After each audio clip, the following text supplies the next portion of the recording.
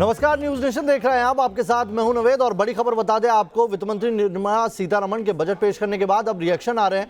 BJP अध्यक्ष JP Nadda ने reaction दिया है बजट पर। बोले हैं कि ये बजट आम नागरिक के विकास वाला है, इससे हर नागरिक को फायदा होगा। नड्डा ने कहा कि बजट में हर वर्ग का खासा ध्यान रखा गया है। साथ ही बजट से हेल्थ सेक्टर की सूरत बदलेगी, क्योंकि हमने पिछले कोरोना काल में देखा है कि किस तरीके से भारत में हेल्थ सेक्टर में ज्यादा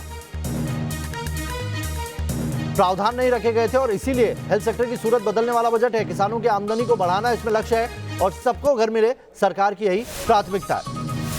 के प्रावधान को 31 मार्च 2022 तक बढ़ाया गया है।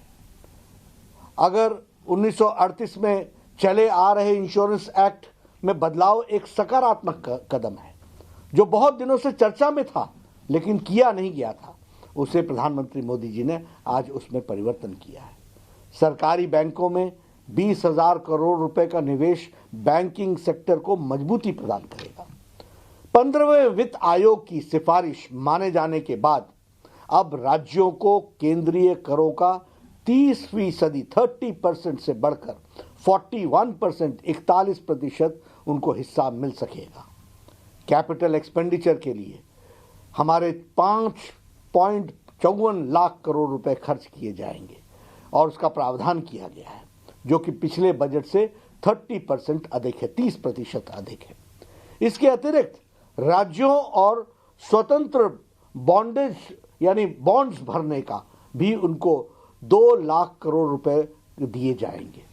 हमारे स्वच्छ जल के लिए देश भर में अगले 5 वर्षों में 2.87 लाख करोड़ रुपए का प्रावधान किया गया है।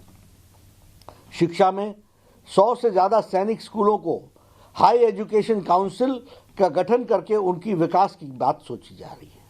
15,000 स्कूलों को आदर्श स्कूल बनाए जाने का प्रस्ताव भी स्कूल की शिक्षा को मजबूत करने के लिए रखा है। रिसर्च के लिए 50,000 करोड़ रुपए अलग से रखे गए हैं। आदिवासी इलाकों में लगभग 38,000 करोड़ रुपए की लागत से 750 एकलव्य स्कूल खोले जाने का भी प्रावधान है। अगर मैं महिला सशक्तिकरण की बात करूं तो उज्ज्वला योजना ने जो भारत में तस्वीर बदली है, 8 करोड़ बहनों को कनेक्शन मिला है, उसमें 1 करोड़ महिलाओं को और ये गैस का कनेक्शन पहुंचाने का योजन इस बजट में किया गया है। जम्मू कश्मीर में भी गैस पाइपलाइन योजना की शुरुआत की जा रही है। टी गार्डन में काम करने वाले हमारी बहनें, हमारी माताएं, उनके विकास के लिए 1,000 करोड़ रुपए का प्रावधान किया गया है जो उनके विकास में लगाया जाएगा।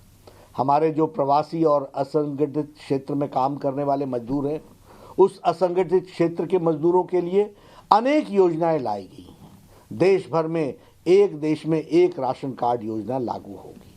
यह हमारे मजदूरों के जीवन में बहुत बड़ा परिवर्तन लाएगा। वो गांव छोड़ करके दूसरे स्थान पर काम करने के लिए जाता है, उसे वहां राशन उपलब्ध हो सकेगा, सस्ता राशन, इसकी व्यवस्था की जा रही है।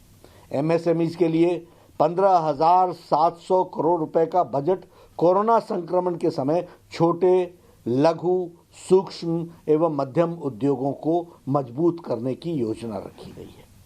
छोटे कंपनियों की परिभाषा बदलकर इसके लिए पंजीकृत आधार में 50 लाख रुपए से बढ़ाकर 2 करोड़ रुपए किए जाने का प्रावधान भी किया गया।